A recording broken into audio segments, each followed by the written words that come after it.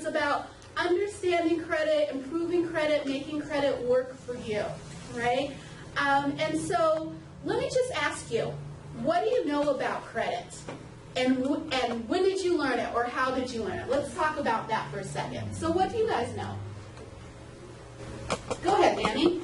I learned I didn't have any after I got divorced. Okay. So, you know. I had a negative credit rating. I had to have a cosigner when I paid cash. Oh, that is pretty rough, okay? Boy Scouts honor. So what you learned is that, you know, credit could be eroded by life situations. Look, it's been a long time since you've seen a chalkboard, hasn't it?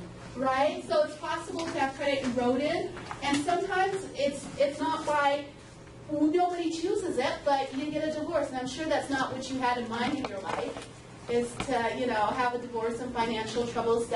So sometimes it's family issues, health issues, right? So it kind of feels a little bit easy come, easy go sometimes, doesn't it? Okay? What else do we know about credit? You can't have things without it. Yeah, what kinds of things? Stereos, cars, houses, Yeah. vacations, cheeseburgers. Sometimes it's necessary to buy for certain purchases, right? Because a lot of us, Girlfriends. true, a lot of us don't just have $350,000 laying around just so we could, you know, just buy a house, right? We need that bank to give us that money, and we need that credit to have the bank give us that money, okay? What else do we learn about credit? Or what else do you know about credit? It influences the interest rate you might pay. Absolutely. So usually, sorry, I have spelling, we'll call it a spelling phobia. If I spell in public, it's like, oh my gosh, you know, all my good common sense, I before E's, and those things go out the window. It affects your interest rates, your level of credit worthiness, right? It can go up or down depending on what steps you take to improve it, or if you make some mistakes, it can go down. Yeah, it's scalable. It is fluid.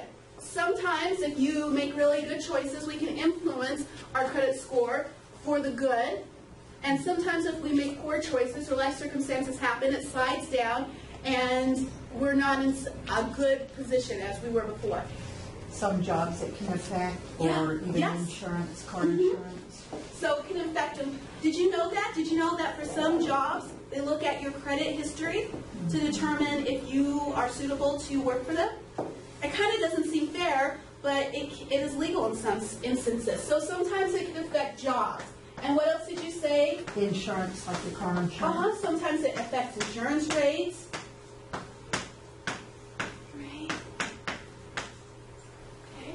So let me ask you a question. How did you learn about credit? I learned about credit from the School of Hard Knocks. Trial and error. Yeah, nobody, in my house, we didn't talk about credit. I didn't see people paying bills. We didn't have those kinds of conversations. And so I just kind of learned the hard way that, you know, poor credit cards really isn't a good thing. I learned the hard way that I really didn't need all those clothes, right? I think a lot of us learned the School of Hard Knocks, trial and error. And you know what I realized? If I had a little bit of knowledge early on, I would have made different decisions, and I would have a different kind of credit history that I have now, right? Would a lot of you identify with that? That you learned from Hard Knocks, right? Trial and error. And so, but here's the thing. It's never too late to get information. It's never too late to make your situation better. It's never too late to make good choices. So when we talk in this workshop, as we talk through this, if you come back week after week, we're going to give you a little bit today, and then a little bit next week, and then a little bit next week, and then I think we have one more after that. We're going to give you topics that are really important, topics that really affect your credit life and your ability to make purchases because of that. So that's what we're going to talk about. So when we think of, so here's what we're going to cover today. We're going to just make sure we have a basic understanding of what credit is, the different types of credit, Okay, and then we're going to talk about some terminology that you may need to know as you go and shop around for credit products and as you decide which ones are the right ones for you. We're going to talk about actually using credit and using credit to your advantage, okay? There's nothing wrong with using credit. You know, it can help you in the future, but we want to make sure that we're using it in the most responsible way possible, right? Because it's dangerous. A little goes a long way. And then we're going to talk about building our credit histories, what our credit histories are, what's contained in our credit history, and then what are things that we could do to influence our credit history. Because our credit history doesn't stop, right? Our credit history is something that's going to go ongoing, probably until that time when we're not living anymore, okay? So we're going to talk about that. And then we're going to talk about anything else that you guys want to know about. Is there anything specifically that you came to this class wanting to know about? Okay, Bill, tell me about it. How I go about applying for my free credit report each year. Okay, yes, and that's something that's really important. So I'm going to put this on the want to know section, how to get your credit report. Okay, anything else that you guys specifically want to How know to about? improve credit rating. Okay, how to improve your rating. All right.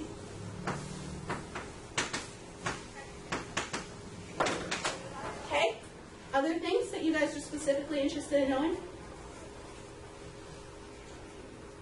Okay, so we're going to make sure that we will specifically cover these things in addition to the other topics. In fact, these things are things that we have covered, we have in the topics. And if you want to expound upon it, if you have questions, just raise your hands and let us know. Did you have something, Shauna? No, I'm Okay. taking notes, All right. and most of that I think is going to be spattered throughout, but for sure in class 3, I'm going to try and have some laptops here so that if you feel comfortable, you can actually pull your credit reports here. Did you have another one? How to clean up your credit report. How to clean up. Yes. Who said yes? Okay, clean up your report. And actually, I learned something really new about that. It's a lot easier than it used to be to clean up your credit reports. Before it used to be very paper-oriented as far as getting copies, sending them to a credit agency, waiting for a response, getting another, sending something else back in the mail. It turns out it's a lot easier than it used to be. But yes, we can talk about that as well. All right? Okay, that's good. Okay, so when we talk about credit, let's just make sure we have a base definition. What are we talking about when we say the term credit? What do we mean? The ability to buy something without paying the full price. Okay, the ability to buy something without paying the full price, right? So it's on sale. Is that what you mean? No, where you put part of the purchase and then you'll pay later for a promise. Yeah, it's like a promise. That's exactly right. I'm going to buy something now, and what's going to happen is either I'm going to put some of the money up front, and then I'll pay you the rest later, right? Or so it's a partial IOU, or it's a full IOU. I'm going to give you, you are going to give me some money now, and then I'm going to pay you back either at a time that we decide, or just when I get around to it, right? That's basically what credit is. So when we talk about credit, we talk about obtaining goods and services before payment based on the promise that payment will be made at a future date. So buy now, pay later. That's the gist of credit, okay? So when you think of the types of credit, what do you think about? What are some different types of credit? Revolving. Revolving credit, okay, so what's an example of that? Can you? It's like those doors at the hotels. You go in and out constantly. Yeah, that's what revolving means. So No, it's like I'll say a credit card. yeah, a credit card's a great example of revolving credit. I'm always taking credit. I'm always taking money and I'm always returning it. I'm always taking it. I'm always returning money, right? I can go in and out, around and around as long as I want to, right? That's a really good example of what revolving credit is. Absolutely. What else? Or other types of credits. Jennifer. Well, I'm assuming if there's a revolving, then there's also a stay still credit, correct? Absolutely. And when you say stay still, what do you mean? You have a credit amount that you don't use in some area. Kind of, a little bit. When I think about revolving, you keep on going around and around, and you could go as many times as you want. When you think about the opposite of that, what happens is, do you know? Like a house. Like when you do your house, you're only getting it for the house, and as you pay it along, you're not going to get more money on it unless you were to take out another loan. Yeah, you're just paying, I've given you a certain amount of money, you've given me a certain amount of money, and I'm going to pay you in chunks until I give you back that money. And when I give you back all that money, you're not going to give me more money. We're just done. Our business is concluded, right? Payday loans would be that.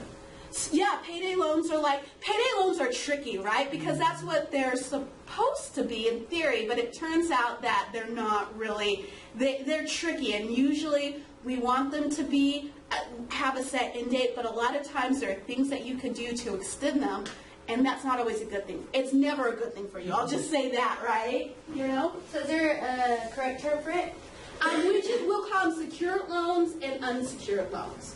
And so secured loans usually mean that there is a payment end date, and unsecured loans just generally mean that you're going to take credit and use credit and pay back just as you need it, right?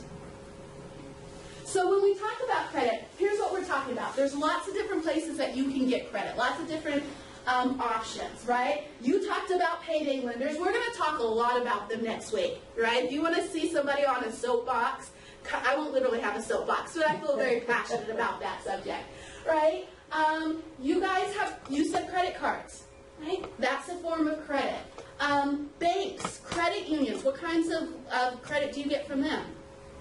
Signature loans. Signature loans, car loans, automobile loans, mortgages, right? Sometimes personal loans. Visas, sometimes you get credit cards from them too. Absolutely, right? Sometimes there are private mortgage companies. You can get your loan from a bank, but sometimes there are companies that are only in the business of buying houses, helping you buy houses and making mortgages, okay? Sometimes the government gives you loans, gives you credit. How many of you have ever had a student loan? Here's the thing, it was probably, if you were an undergraduate, meaning you weren't getting a master's or a PhD, it was probably coming from the government, right? And the government gives small business loans, okay? And so there's lots of different places. Stores give store credit, right? There are lots of different places where if you want somebody to give you money and you pay back at a later date, they're just ready to say, okay, right? Okay? So within those things, they're the two that we talked about. So the one that Jennifer talked about, Jennifer and Joyce, okay, is the secured credit, okay? So when you think of secured credit, this is really what we're talking about. So there's usually a set start date and an end date for payments. I'm going to start at this date, and I'm going to pay you a certain amount, concluding at an end date. Okay, so that's what you talked about. Some other things that are important to know about secured loans is that usually you have to put up collateral. And when we talk about collateral, what does that mean? Has anybody ever heard that word before? Your kidney? Yeah, hopefully not your kidney, because that would be really bad if you put up your kidney as collateral. Something of value. But it is something of value. Something of value. It secures loan. So you're going to give me this money, and I'm going to tell you that if I don't pay, if I default, that's what we call it, if I default on the loan, you will take my house, or you'll take my car, or you'll get to keep whatever it is I have. That's why we don't want your kidney to be your collateral, because that would not be a really cool thing to have happen, right? You know? And so that's one of the characteristics. Tons of secured loans. Mortgages, car loans, personal loans, kind of like the signature loan that you were talking about. Title loans, payday loans. These are all in the secured loan category, okay? Benefits to you for secured loans, it's usually a lower interest rate than when you get an unsecured loan. You're usually going to get, pretty, usually, because this is determined by your collateral, you're probably going to get a lower interest rate. That's the thing that's important to know. It's usually less risky to the lender, which is why they're able to offer you a low interest rate. Go ahead. Well, a signature loan it would be an unsecured because you're just basing on your signature. Okay, a gray area here. Some banks will just say, hey, we know you, based on your credit history, and that's essentially unsecured credit. So there are some loans that are called signature loans where really you're putting up some money, a down payment, and that's also called a signature loans in some situations. And so you put up that kind of collateral. So in that sense, it's a secured. But there is gray area in the terminology. So one of the things that's really important is that you read the terms and conditions of whatever credit product you're getting involved in, so you understand what it is that they actually mean, right? Because how many is a lot to you? How many? Could it be 5? Could it be 100? 1,000. It could be 1,000. And to you, a lot could be, 10, right? And so those are fuzzy terms that are, when we read the terms and conditions, those things become clear. So we're able to quantify them and understand them. Does that make sense? Absolutely. Great. Thanks. And usually when you have secured loans, you have higher borrowing limits. Now, here's the thing about secured loans. They're usually, I would say they're the safest for us as a consumer, but not always, because title loans and payday loans, are they pretty safe? You can get into hot water very, very quickly with those things, right? So even though something's called a secure loan, even though we think about secure loans generally in a favorable way, sometimes there are some categories within secure loans that are very risky to you as a consumer. Okay? And then on the other side, we've got the unsecured loans. That's what you were calling the revolving credit, right? Okay? So what's going on here is that there's no collateral, right? I can borrow, usually there's kind of a credit limit. Sometimes there's not a credit limit. Sometimes there's some credit cards that don't have a credit limit, and you just pay it back, right? At the end of a period. But there's no collateral. You can either pay it back all at once, or maybe you pay a little bit here, a little bit there, a lot here, and then a little bit there and a little bit there, right? So basically you pick and choose as long as you're paying a minimum amount. Have you guys ever heard that? This is the minimum amount due on your credit card. As long as you're paying the minimal amount that's due, you are fine. And that's usually our credit cards, our store cards, some of those personal loans. Some payday loans fall into this category. There's something called lending circles. Has anybody ever heard of a lending circle before? You have? I actually have. You know what? It's kind of a new concept, okay? So tell us about what you know about lending circles.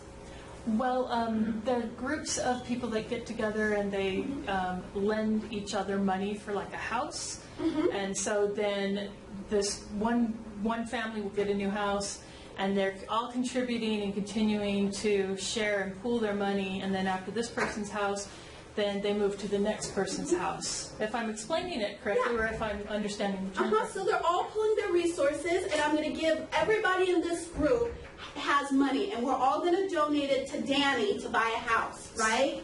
Okay? And Danny's going to pay back that money at 0% interest. We're not going to charge him any interest, and he's going to pay that money back. And once that money's back in the coffers, then it's going to be Rain's turn. And so Rain is going to take that money, and she's going to buy the house, and she's going to pay it back, and then at 0% interest, and then it will be Deborah's turn, right?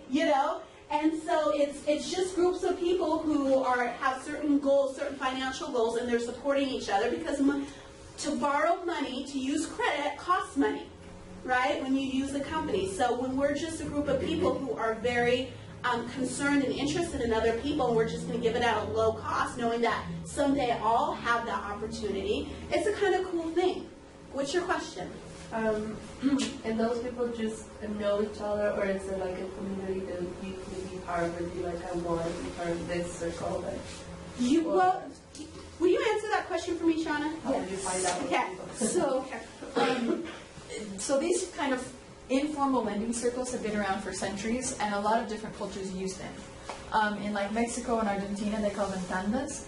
But there's a new group in California called Mission Asset Fund that actually started these. And so like you could pool a group of friends together and like all say, okay, we're going to do this for a year.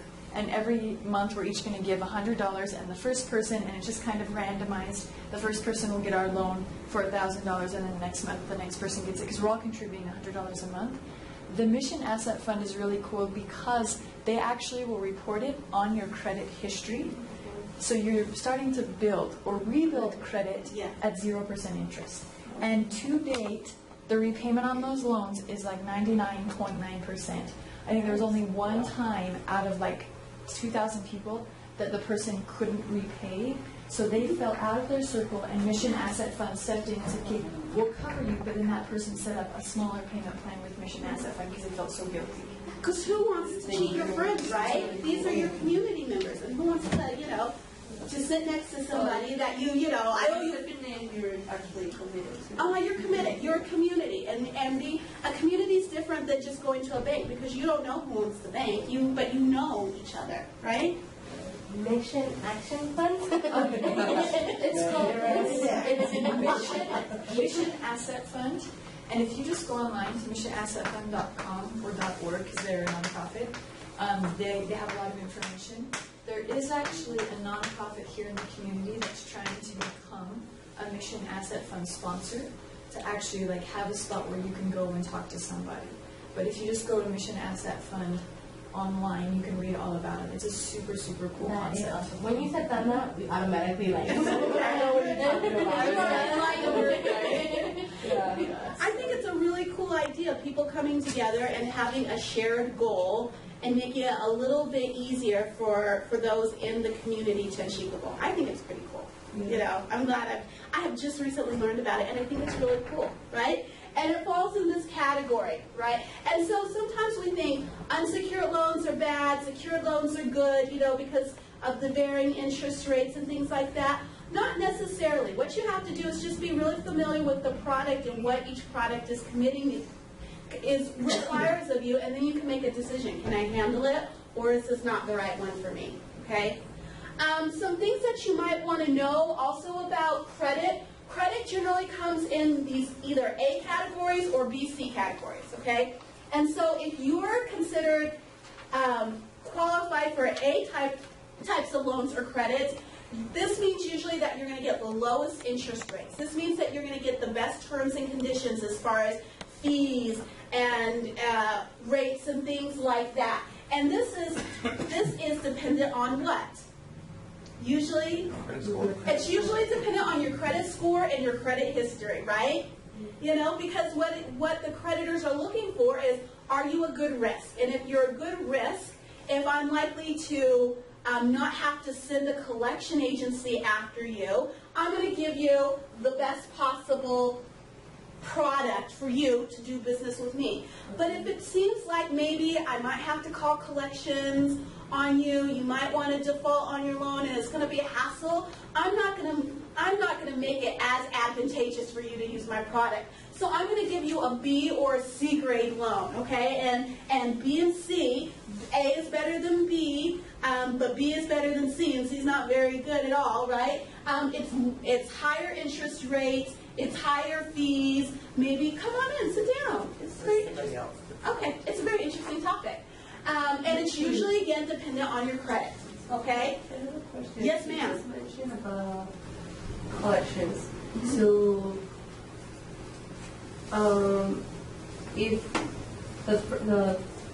the person or who is giving you the chance to have the credit, and if this person contacts the collections and the person proves that this person was making payments, even though it was a collection, will that help, or already it's bad because it's been collections? Usually once it goes to collections, it's already been reported to the credit agency. So it's probably gone on your credit report and credit history already. But what you don't want to do is say, oh, it's already gone to my credit history, so sucks to that, I'm going to blow it off, right? Yeah, because what's going to happen is, especially with credit cards, the further you're delinquent, it tells you how many days you're delinquent. 30 days, 60 days, 90 days, 120 days.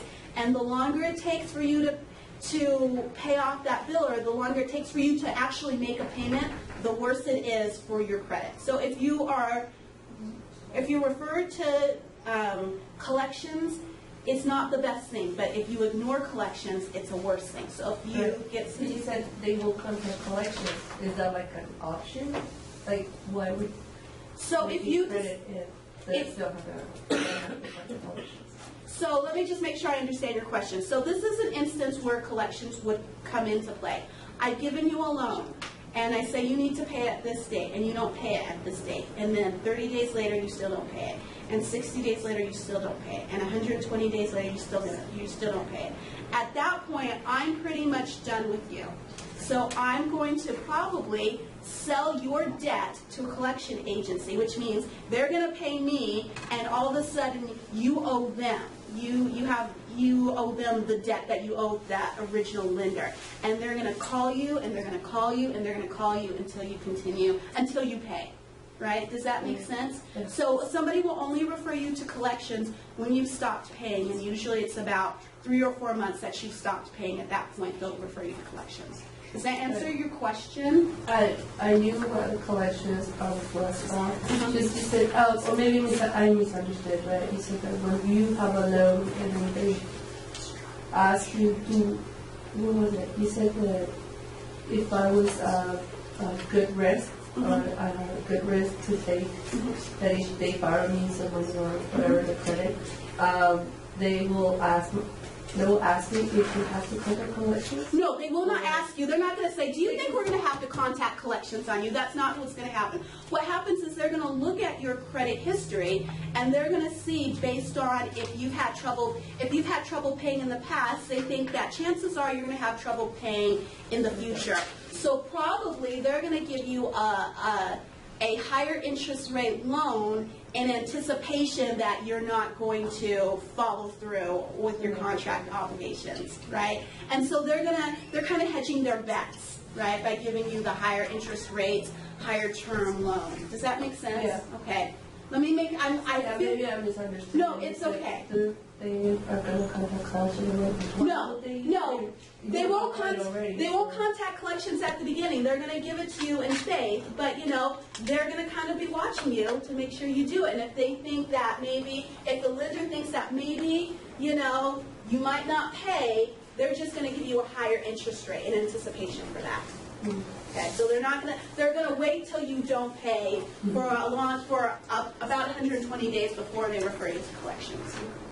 Okay, go ahead. I got a question about that, because it might be off the subject, but once your debt gets turned over to a creditor, which is a low-life lawyer, how long do they have to keep trying to collect the debt? The reason why I bring this up is I co-signed for my youngest daughter on a loan, so they repossessed the thing. And so, because I was the co-signer, they never contacted me, and then they sold the property for less than what it was worth. And so, finally, they contacted me with, now I got to pay this debt. But then I hired a lawyer for the first collection agency because I was never informed of this, so they didn't want to try to go to court and get a judgment. But like clockwork, every 6 months I get a new collection. You will? Yes. Yeah. So how long can you? It's been like 7 years. Okay, so I'll answer and then you fill in as well, okay? So potentially a collector can, there's certain circumstances where you stop. You say, I don't have any money, I can't collect. Bankruptcy, right? At that point, you bankrupt. She went into bankruptcy and put that on, but she quit paying her bank. As a cosigner, what a cosigner means is that if somebody doesn't make your payment, so you've got Joyce. Joyce is the person you've co-signed, right? So if in the event that Joyce is not able to make her payments, what you said as a cosigner is if Joyce is not able to make it, guess what, Danny? You're responsible. And it doesn't matter what the circumstances were. What happens is that even though she's declared bankruptcy, you said it doesn't matter, I'll still take care of the bill. I'll still be responsible. So don't they have to notify him and say you need to make these payments? Don't they have to Well, I notify never him? was notified. That was one of the problems why when the first lawyer come after me, that's why I said, you know what, you didn't tell me. And then you repossessed the vehicle. It was a four-wheeler. and then they sold it for like $300, and then they want me to pay $6,000, and which was unfair. I said, that's not fair. You should have told me that this was in collections, then I could have taken care of it and got the loan up to date, but you didn't tell me that. Okay, so I was never notified. So as far as informing people on their loans, go ahead, Shauna. Okay, so some of this I'm going to do some research on, but different types of loans have different statutes of limitations. They do get tricky, and so it was for a recreational vehicle. So I'll do some research on this and get you an answer for next week. But what they'll do is, so collection company A has a certain statute of limitations, and they can only contact you for X number of years. And that will stay on your credit report for 7 years, and then it's supposed to fall off. Well, collection company A gets tired of fighting with you, or they realize that they were in the wrong and never contacted you, so they dump and sell this debt onto another collection company. So then collection company B puts a new notation on your credit report and kind of starts the cycle over again. So I will do some checking as far as how much time Because can it's this be been on. like over 7 years. So over 7 years. Yes. Have you received a copy of your credit report recently? No. Okay. So that'll be one thing is we'll check on that. All I know is after this happened, I had like a $10,000 credit limit at Home Depot, and all of a sudden I went to use my card. You can't use it no more. They took it away. Yes. Don't they say that after the statute of limitations, in fact, I heard that one time on a radio station, when the statute of limitations is up, is all you have to do is say to them, which I would never do. I always still pay the bills. Right. But they said is all you have to do is say, do you know what year that was? To the creditor on the phone. What year is it now? How many years is that? What's the statute of limitation? Don't call me again. And it will depend on what type of loan it is.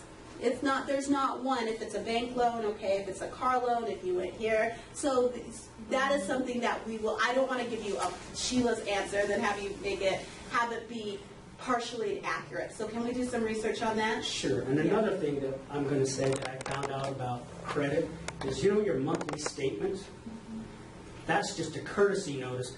The credit companies, they don't have to send those to you. I didn't know that. I learned that the hard way, too. Can I share something too? Yes. I feel like I don't know much about credit, but earlier in life I worked for a collections company. And they had different amount of credit cards. We had different accounts. I don't know if you guys remember Circuit City. Yes, I But they did. closed down a couple years back, but they had credit cards. $300 limit ones with opening fees, finance charges, late fees, overdraft fees, all that.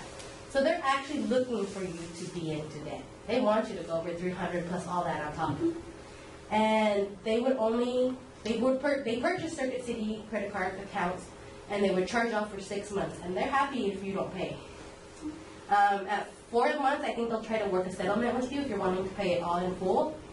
It'll probably be already like $800 into it, even though they only gave you $300, you're $800 into it. And you can either pay that, or after 6 months, they would sell that account to another collection company. So they really don't. So as you could see firsthand, as you could see from people who've experienced it from your side, Danny, and from your side, Jennifer, it's really easy to get into that situation and really hard to get out, And so it's very important to know, have your eyes completely open when you take that card out and you swipe it through, or you go to a check place and you give them a canceled check that they're going to then try and redeem in 14 days, or you sign for a mortgage for payments that are going to be really hard for you to pay. It's important that you understand what it is that you're getting into, because a lot of times, like I said, the school of hard knocks, I didn't know those things, and that's why I got in trouble. And had I known those things before, I would have pristine credit now, right? Last question on this, and then we're getting a little short on I time. just have one question. So when they, sell it off to someone else, the time don't start ticking again, does it? For that particular loan? Say like the collection sells it to another collection, you said? Does the statute of limitation Yes. restart itself? I don't know the answer to that. It normally does because it's by credit notation. And that's what I want to check, but so let's say creditor A, Danny's situation, let's say this was 7 years ago, that's supposed to be off of his credit report, but they've since sold it to 3 other collection agencies. Well, collection agency D maybe was only 5 years ago, So collection agency D is still showing up on that credit report. And sometimes what they'll do, maybe collection agency D has not contacted Danny, and he thinks, great, I'm home free, this is past and behind me. Oftentimes they'll sell the loan right before it hits that 7-year mark, and then another collection agency gets it on there for another 7 years. Wow, that don't sound Can you fair. verify that? Because I would like to know specifically the conditions where the clock can and cannot Yeah, restart. that seems like it shouldn't be able to. That's what they're doing. Yeah, that's why they do it, yeah. Right? They keep selling it, and then it Yeah. goes on and on and on, and so this is just never ending. So the fees, is the cost of credit. So we talked about one that's co-signing for credit, okay?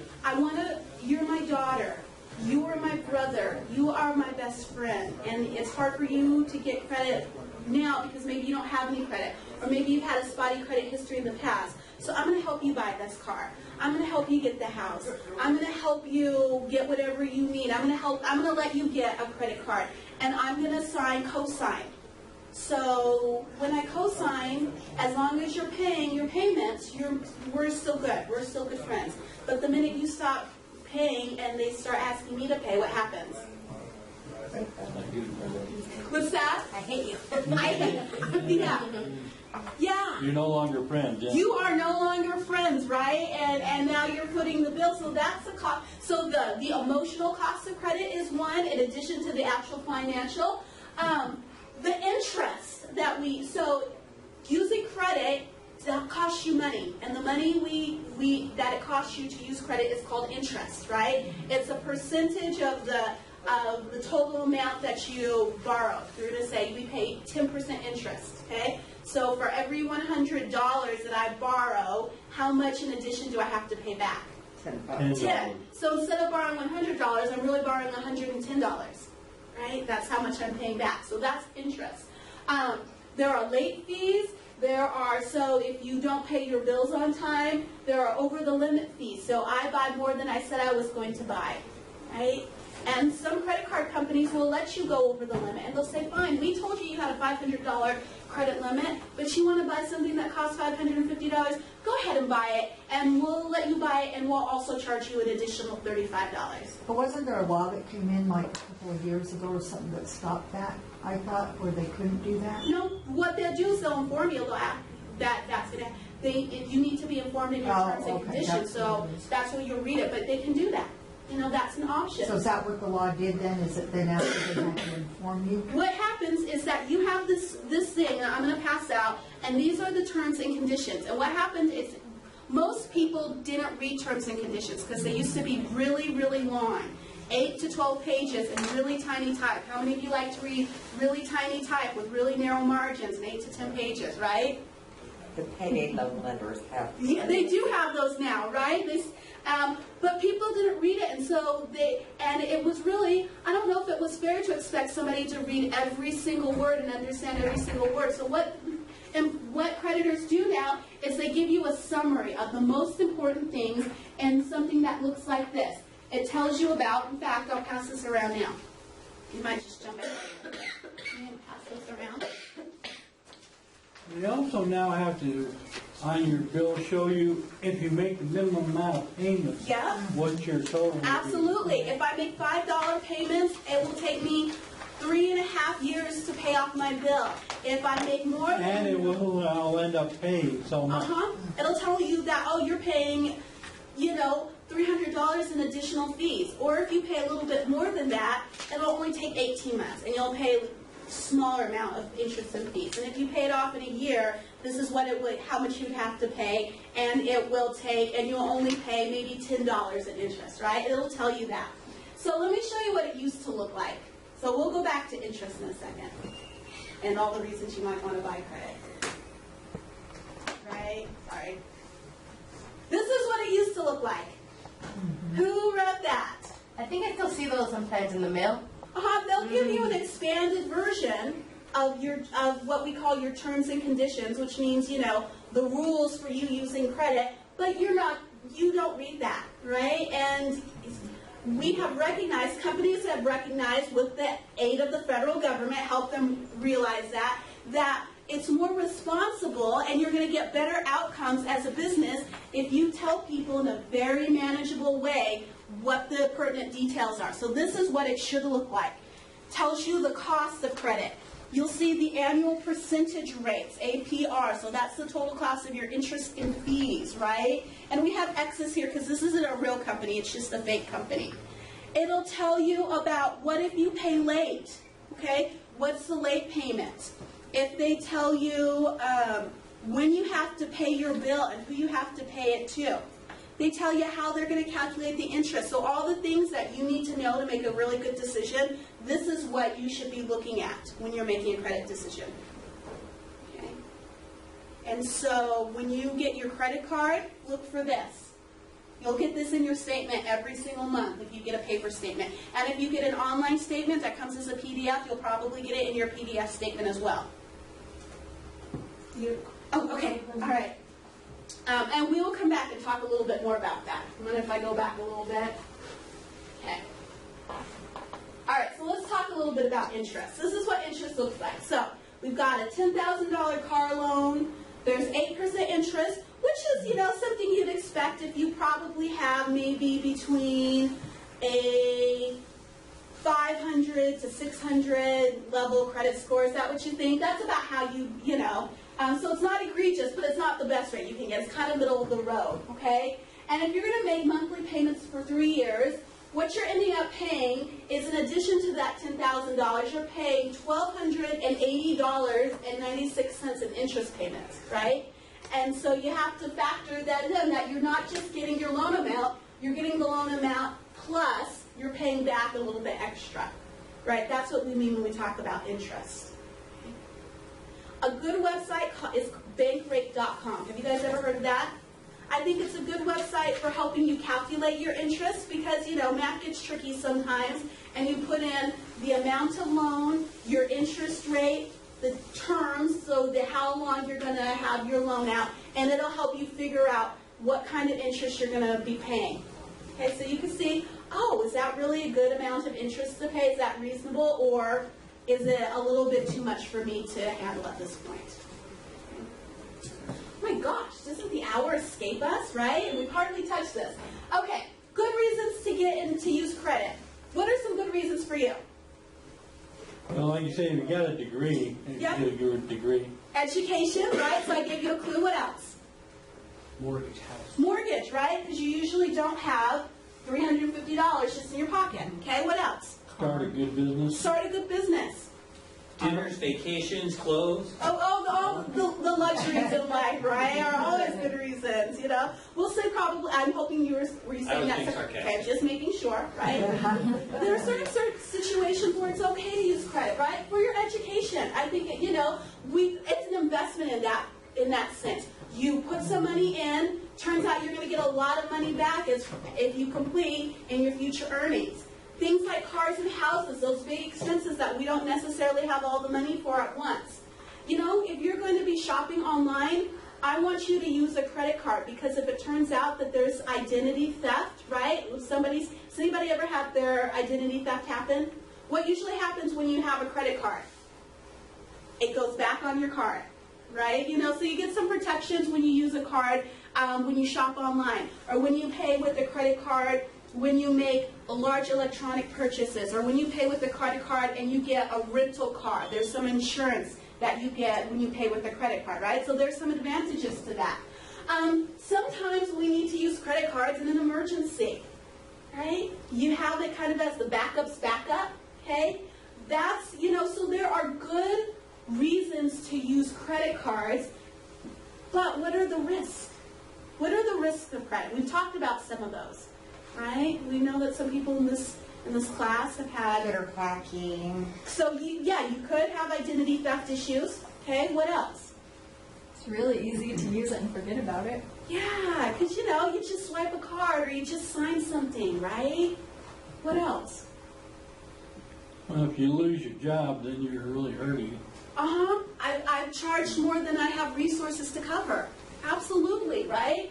So it's easy to spend with a credit card. That little plastic thing, and it's not even plastic anymore. You know what I could do? I could put my little phone up to the thing, and boop, there it goes, right? Or I've entered my credit card information into my very favorite website, so it says, do you want one-click ordering? And I just say, yes, I do, right? And there you go, I've ordered it, and I'm so excited. In 3 days, it'll be here, okay? You know, and so it's really easy. They make it easy because it's a business, and the more you use credit, the more the people who are in the credit business profit. So they make it as easy for you as possible to use the credit. That's the thing, okay? Here's the thing, though.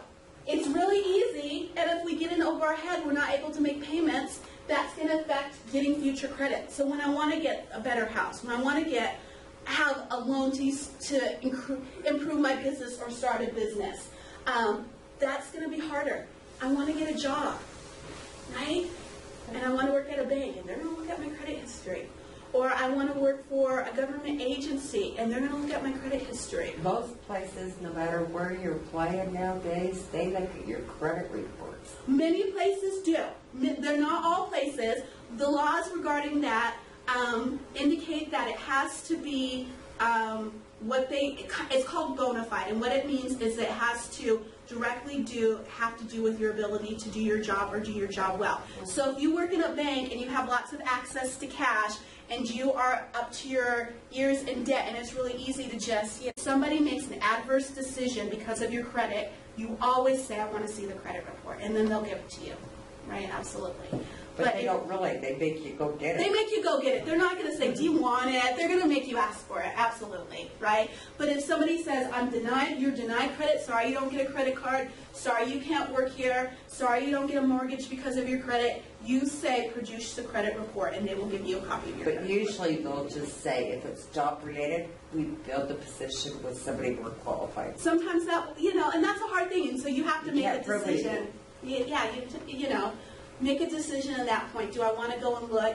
And it's always beneficial to know what's on your credit report. There should be no surprises. There should be no surprises. Did you have a question? Okay. Yeah. Some other things that are important we talked about, it makes it more difficult, more costly, okay? So here's the thing. Knowing that credit can be a good thing if used appropriately, let's talk about situations when how we should make a decision. Needs and wants. What's a need? You must have it. We must have it. To survive. Okay, so what are things we must have to survive? Shelter, food, right? clothing. Probably clothing, okay? For some of us, transportation is a need, okay? Now here's the thing. Shauna knows me, okay? I have an Audi 2016 lifestyle. That's what I want. I want an Audi lifestyle. But you know what I have? I have a Geo Metro budget. Okay? All right? So while I need a car, a car is a need for me, right? What I want is an Audi, but what I really am going to get is something a little bit more reliable and more affordable to maintain and more affordable to pay off every month, right? And so, sometimes we have needs, and sometimes we can inflate those needs to fulfill our other wants. You know what I'm talking about? We need food, but we don't need caviar every night, right? Or Cafe Rio, right? That's what sometimes we need take it a little bit more modestly, right? Are there alternate products or services available? Are there other ways of getting the things that you need? Okay. So do I have to buy a car? Maybe I'm taking tracks. No? Not so much, okay. Sometimes it's not an option. Sometimes public transportation is not a viable option. But are there different ways that I can get what it is that I need? Right? Are there different ways I can get my needs met? You need to look at other options. That's exactly it. And we'll talk about what it means to be a savvy consumer. Right? So can I get it? I love the library. I was telling Liesl about my Audible accounts where you pay and get an audiobook, and she said, did you know that the library has that? And she shamed me, and I didn't know that. I really should have said more. But what are the things I can get? Can I bargain with somebody? Can we make a trade? Can we, are there alternate ways of getting what I need? Will using credit provide long-term benefits? Buying a house, you build equity. That's a long-term benefit. Getting a degree, you build your potential for future income. That's a long-term benefit, right? What's not a long-term benefit? More credit. Poor credit, yeah, that's a consequence, right? Nice dinner. Yeah, you know, you have the memory, right? But you know what? It's food, and it goes in and it goes out, right? But you're paying for it for a really long time. That TV that's so cool, that has Netflix on it, right? What is the long-term benefit of that? Maybe there's a long-term, maybe it's not, right? Maybe the long-term is we're going to buy this and we're going to save all the money that we would have spent going out to movie theaters, right?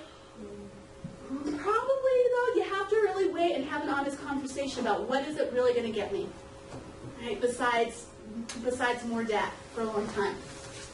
Can I pay for money? Can I pay for it with money that I've already saved? Okay?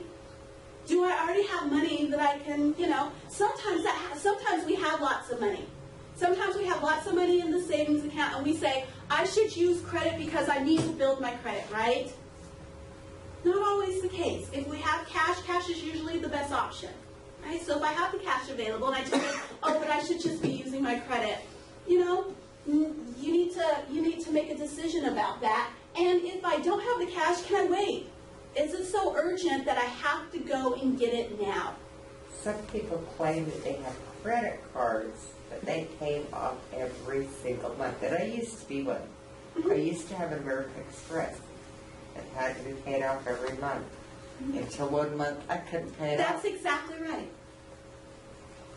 And then what do? Then you start making. You lose the credit card. You either stop making payments, and so you lose the credit card, and you get into collections, or you only make the minimum payment, which is better.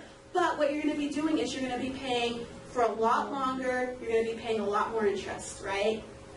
Yeah, and so sometimes people say, yeah, I pay it off every month, and right, you do pay it off every month in full until you can't, until something goes wrong.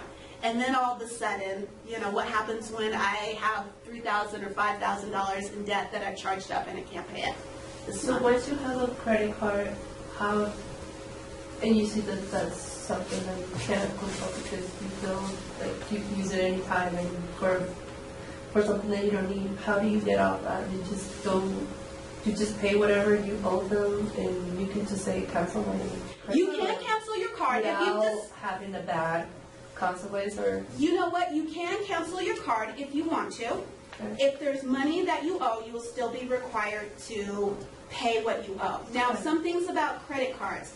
If you have a credit card and then you close it after a very short period of time, that doesn't reflect wonderfully on your credit report. In fact, it could be a negative. It could be a derogatory mark on your credit report. Yeah, it's tricky, isn't it? That's like It'll make your FICO score go higher. To have it for a certain time. Let's say I'm going to have this for 2 years, 3 years, and I close it before that time, that'll be bad, right? But if I do it like 4 years after, like a year after what I agreed on.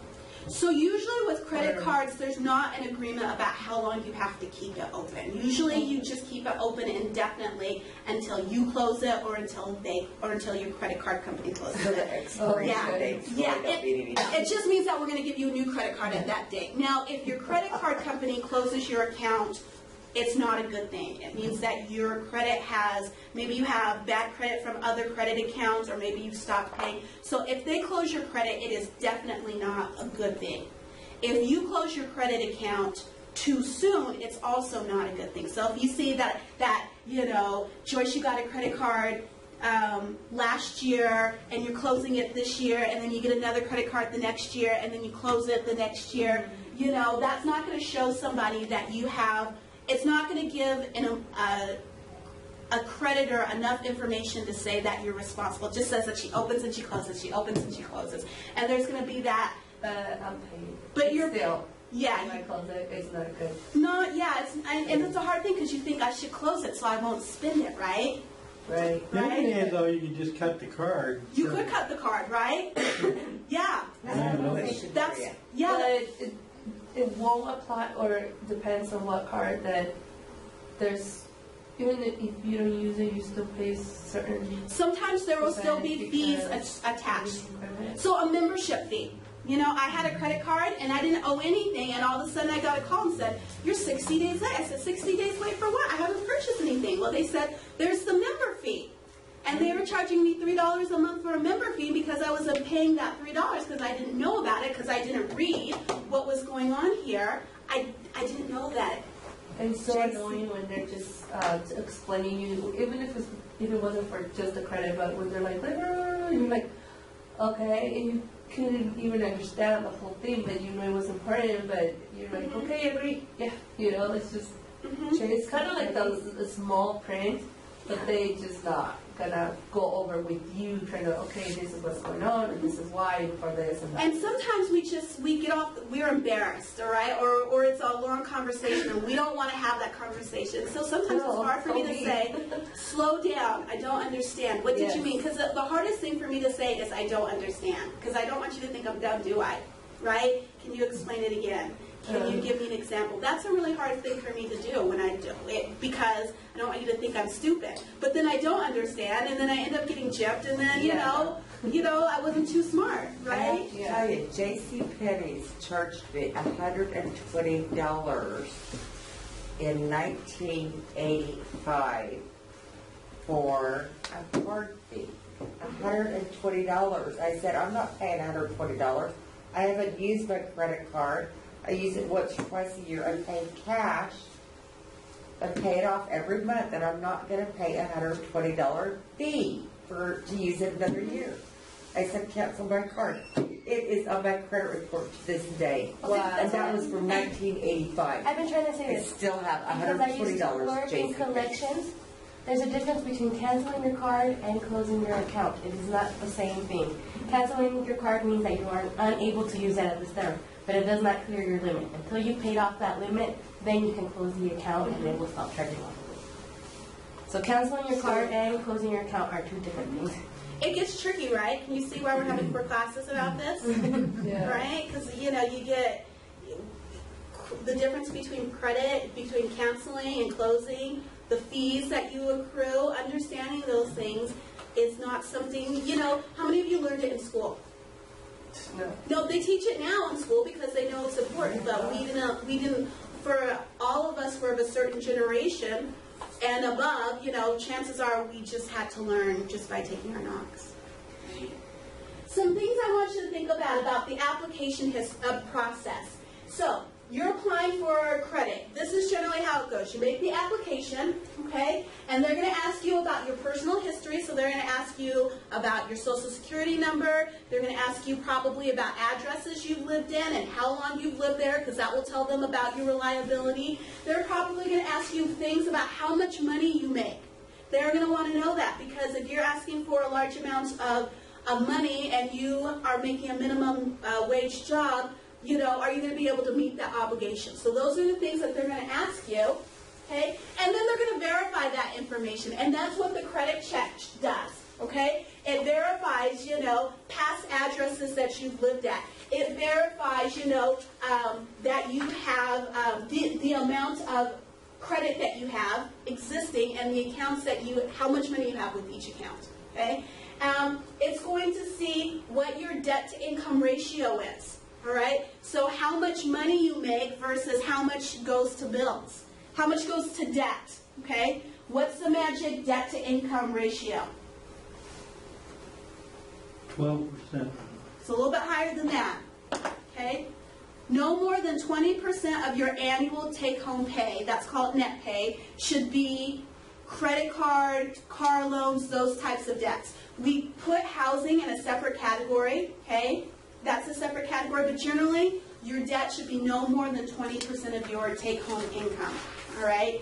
And when you pay your bills every month, it should be no more of that than 10% of that monthly paycheck, okay? So if you are bringing home, $3,000 a month, how much of it should be for those types of debts? 300, and if you're spending more than 300 paying your credit card bills every month, you know that you got to evaluate, and make some decisions about that.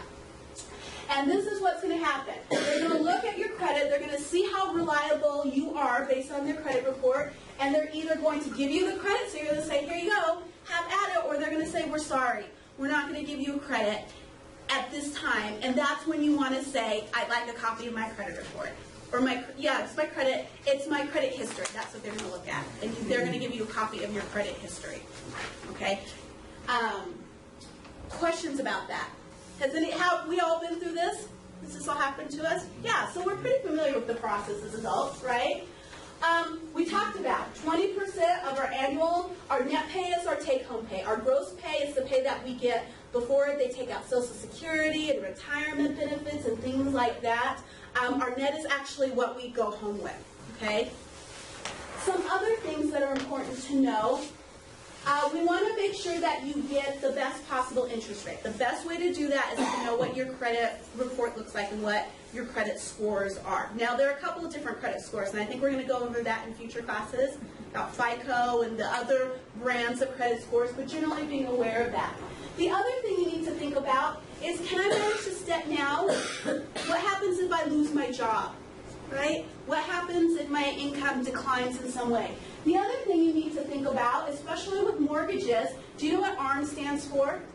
Adjustable rate. Adjustable rate, which means it'll start out as a low interest rate, and then what happens? It usually doesn't go down. Sometimes it goes down, but usually what happens? Goes up. It goes up. Not just a little bit. It goes way up, right? And so all of a sudden, you had a loan that had maybe a 7% interest rate, and all of a sudden, based on market conditions, we've decided as a bank, we're going to now charge you 15% interest on your loan.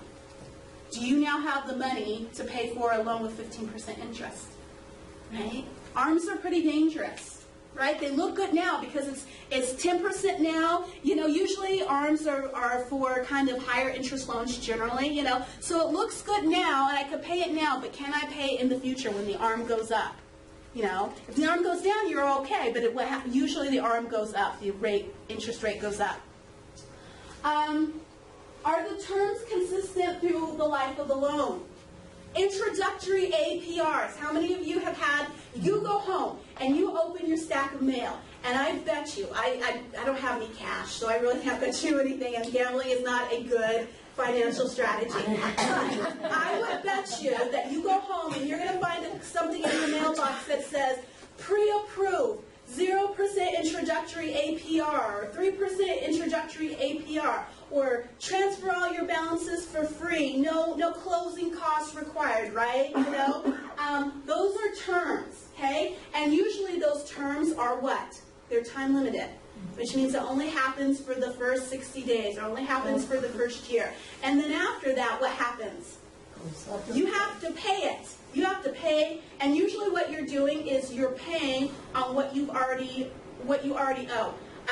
Credit cards, store cards are really notorious for that. You got a Home Depot account, you buy something for $299 or more, and how much time do you have to pay that off for 0 interest? You have 6 months. 6 months. And after 6 months, guess what happens? Right? It goes up. The interest rate goes up. And you have to pay a lot of interest on what your balance is. So you will only choose those kind of, you will agree to those terms only if you know that you are able to do it before that time. Basically. Without that reason, it will be like you doing yourself. What's that? I said that's not true because we live in a me world. We want things now. You know, and that's the thing about credit. We always think that we have better capability to manage it than we really do. And so unless you're fairly certain that you could pay it off the next month or within the introductory period, then, you know, you think twice about it. Because the interest rate means it's going to be $50 more or $100 more. Is that really worth what the product is or service is that I'm buying, right? Is, my $100 night out with my wife or husband now becomes my $350 night out with my wife or husband 4 years down the line, right? Yeah. So, go ahead. I think 2 things that we haven't discussed kind of fit in this too. Like satellite or cable TV, they'll do that, $19 a month. Absolutely. But if you don't pay attention, you've got it for 6 months. On that 7th month, you're paying $79 a month. Shock of my life. Same yes. thing with telephones. Yes, absolutely. Go through Verizon or T-Mobile, whatever. If you don't pay attention, that time will run out, and then you're paying that higher bill, and you can't afford it. Yeah, absolutely. That's what threw you in. Was the lower. And sometimes people say, "I'll just keep it for the end, and then I'll quit." It's really hard to quit cable TV. Let me tell you that. It's really hard. It's really hard to quit those things once we get a taste of them. I love ESPN. Right? No, truly, it is. It's hard to quit. And so know that you might just be paying more. If you stick with it, you're going to be ending up paying more down the road. Absolutely. That's a really good example of one of those consistent terms. Oh, it's okay. I have a question. Yeah. Sorry, I might be. No, I'll look at you like this when I'm done. Oh, okay. And I've been like, okay, so, okay, just to make it more faster and clear. So we do the credits because we don't have the money to pay it off right up front, right? Yes, that's usually. But if it's because we haven't built this ability to save and to be able to pay things, for what they are at the moment and end it, right? Mm-hmm. And it's because we haven't built the ability to save, or do we actually need to have credit? Is it a must? Credit is a pretty essential thing. If you want to. How needed it is? Because Well, do you want to ever buy a house? yeah. You're probably going to need credit to get a mortgage is a type of credit. And so you're going to need to show people that you're reliable and that you can pay money back. But you don't need to go overboard. A little bit of credit goes a long way. Let's just say that, right? The more credit you have doesn't necessarily mean the more reliable you will be as a borrower. In fact, sometimes it means the opposite. So credit is an important thing because we usually don't have the money on hand to make those really big important purchases, like having a house or sometimes having a car or sometimes starting a business. We don't usually have that amount of capital, and so sometimes we need credit to help us get those things, right? And so it's okay to use credit. That's the thing. I'm not saying credit is a bad thing. I'm not saying, that you should never use it. But what you want to do is you want to make sure you use it in the best possible way so that when you do make those big purchases, you are getting the best interest rate. So I don't have to have this big credit as long as I just have a really good credit, even if it's for a smaller amount, but proving that I know how to work with it. Yeah, small amounts, long periods of time. That's what we're looking at. Have you had a good way to establish credit is to open a bank account, right? And they see that you've had a bank account open for a long amount of time. That's one of the things that's established credit. Another way of establishing credit is sometimes you can get credit builder loans, where sometimes you go to a credit union or a bank and they give you a very small loan with the purpose of establishing the fact that you can handle credit, and then you pay it back in small increments. You're not spending it on anything, you're just kind of holding it, but you're paying it back in very small increments. That's another way. What are those called? Sometimes they're called credit builder loans, right? And credit unions seem to do them, in my opinion, a little bit more than banks seem to do them. You know what, that's what I was going to say. Out of the 20 years I've been buying vehicles, I go through a lot of vehicles because I live way far out of Salt Lake City. So I drive into Salt Lake City all the time for work, sometimes 7 days a week. But only one time have I gotten a loan from a bank, and at that time I had an American Express card. But all the other times that I've worked with a credit union, they've always worked with me. They have not treated me like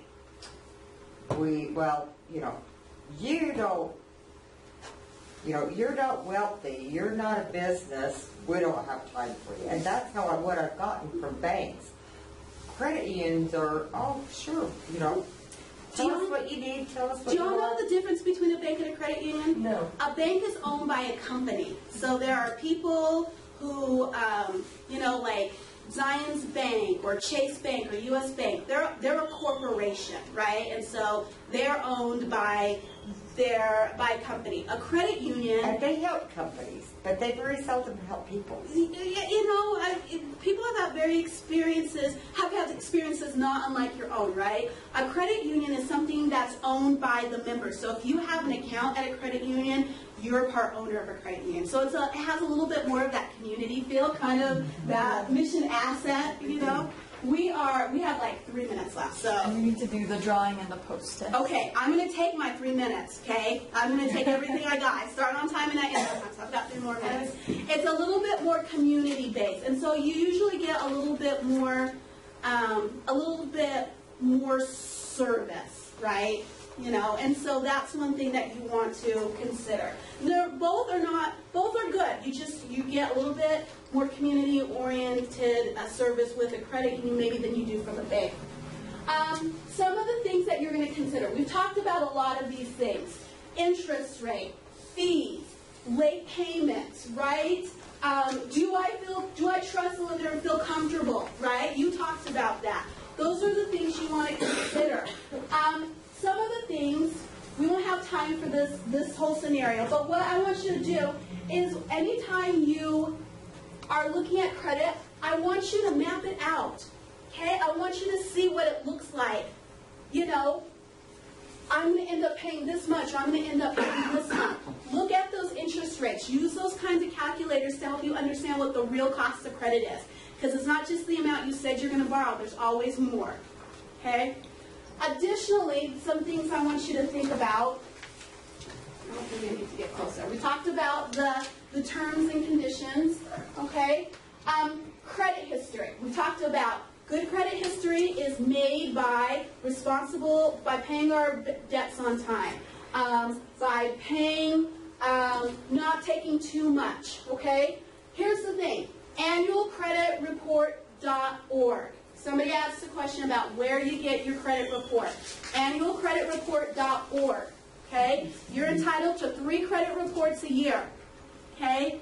I recommend getting 1 a quarter from each of the 3 agencies, TransUnion, Equifax, and Experian. Okay? Can we learn more about those? Yes, that's why you got to come back, because I piqued your interest, right? We'll talk about building your credit history more in depth next time. Here's what we're going to do as we go through the weeks. Next week, we're going to talk about those things like payday lenders and alternative lenders, right? They're not everything they're cracked up to be. Some things we need to be aware of. We need to be informed consumers, okay? The next week, we're actually going to talk about that credit report. How do you access your credit report?